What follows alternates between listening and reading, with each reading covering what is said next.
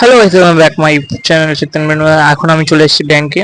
আর bank থেকে direct বাড়ি থেকে গোসল টোসল করে নিলাম, কেননা জলেশ্বরে যাবো আমার একটা বোনের বিয়েতে। তো চলো বের হওয়া যাক।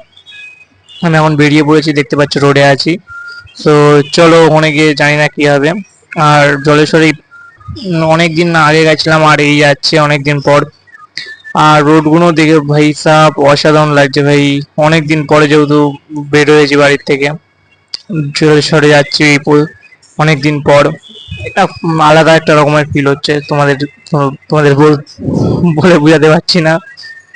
মানে সে এত খুশি লাগছে। কাজে কামের জন্য আসলে আর যাওয়া হয় না সিনেমা একটা জলেশ্বরের দিকে, মানে আমার ওটা 400 ফেব্রুয়ারি অত যাওয়া হয় না জলেশ্বরে। কিছু কাজের কামের জন্য সবসময় কাজ টাজ থাকে বলে যাওয়া হয় না।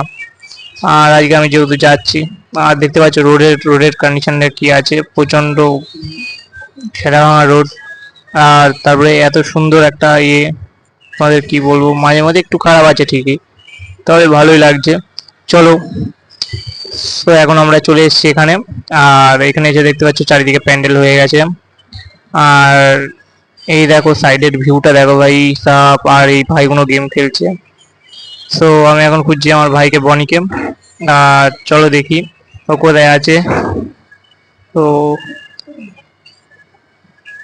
ওই দেখো ভাই, বনির মামাতো ভাইটা সাইকেল নিয়ে আসছে এখন।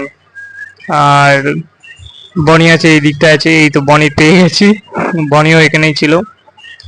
আর চলো এবার ক্ষীরের তত্ত্বটা দেখা যাক। ক্ষীর খাওয়ানির থালা, এই যে ক্ষীরের থালা দেখতে পাচ্ছ কি সুন্দর করে সাজিয়েছে।